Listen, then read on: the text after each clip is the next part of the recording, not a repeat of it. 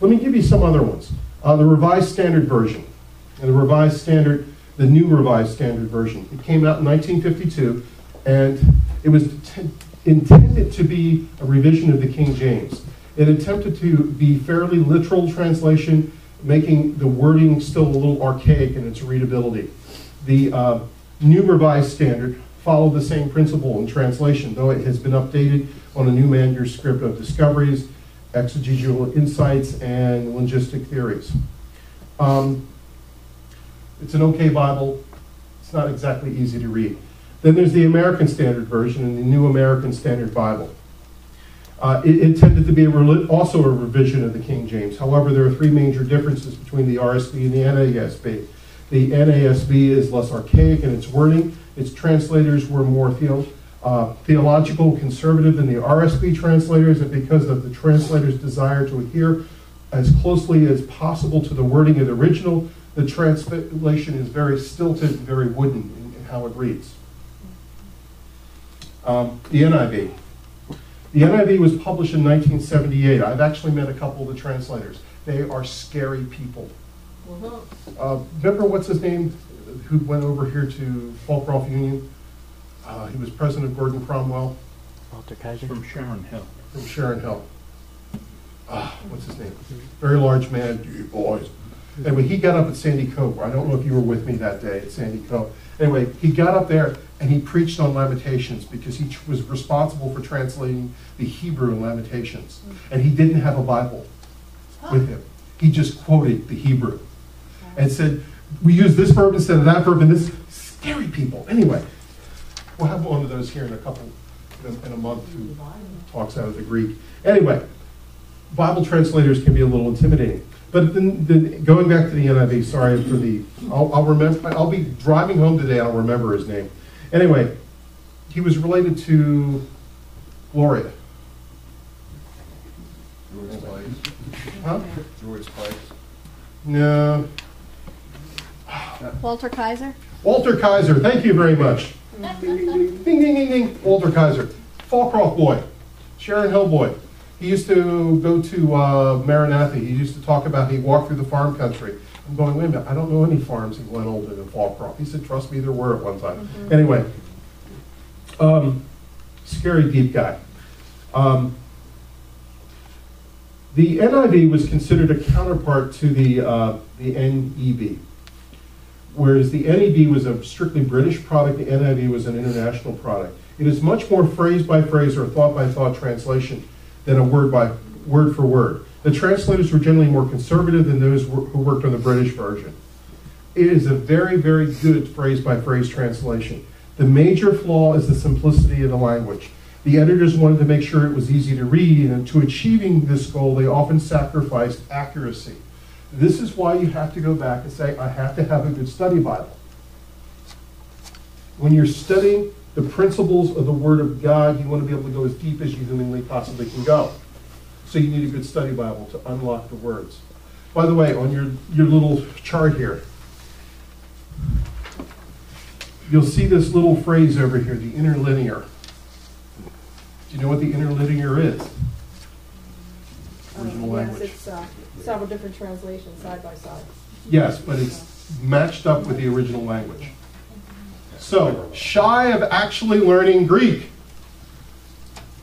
How was that experience back there? Everyone do that again? No, I didn't think so.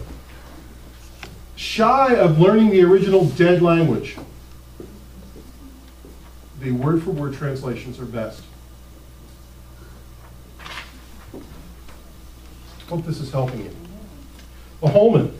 Holman was first published in 1999. Its translational philosophy is called optimum equivalence, where when the word for word is not clear in the English, they will opt for a thought by thought, phrase by phrase translation. The translation incorporates many new manuscript discoveries as well as contains many of the important transitional footnotes. The Holman Christian Standard is a nice alternative to choose between a formal word by word and a phrase by phrase Bible. It's, by the way, it is the Bible this church uses to give out. It is what we have here. It's a great read. It's a good Bible.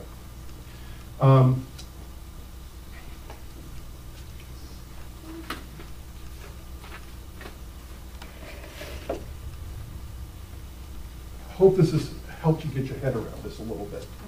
I try to avoid going too deep, but I want you to understand what you're dealing with here.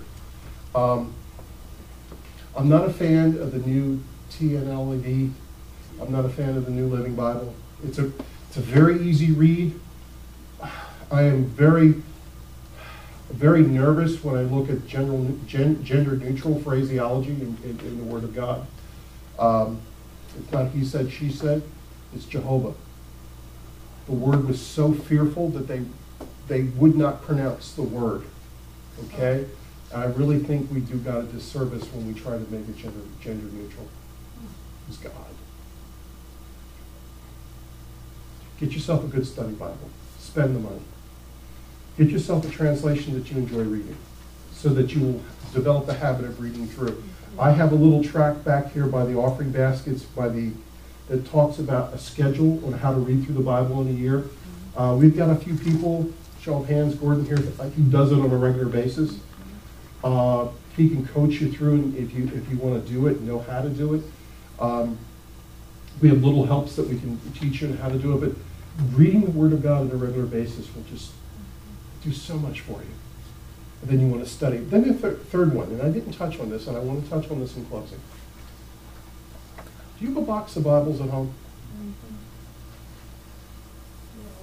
You know, do you have a box of the Gospel of John? You know, you can get them for 25 cents a piece. I love this invitation, New Testament, that Holman puts out, because in it they have outlined the complete plan of salvation, which is really good. There's another one called The Gift that Holman puts out, which is very good. We do God's Promises. That is much more topical. We'll take a topic like anger or divorce and it'll list all the verses that relate to it. It make it easy reading for them. You need these to sow seed. Because by sowing seed, you're going to create opportunity for dialogue and conversation. The whole point is who we take with us in the end, not what we know. You got to hear that. I'm not a fan of learning all that we need to learn. I'm a fan of applying all we can apply. And I will go to my grave with a sword in my hand, stressing that as a pastor. It's not how much you know. There are churches around here that get so stinking introverted, and they're big churches getting deep into the Word of God. As far as I'm concerned, it's crap getting deep in the Word of God. Here's what, and it's a Reformed theology. I'm a descendant of Reformed theologians, and let me tell you something. This is not a pet peeve. I want you to hear this from my heart. It's a cop-out, going deep. You should only be going as deep as you're using it. Hear me on this. If you aren't using the Word of God to change your life, transform your community, and reaching people for Christ, why are you getting answers?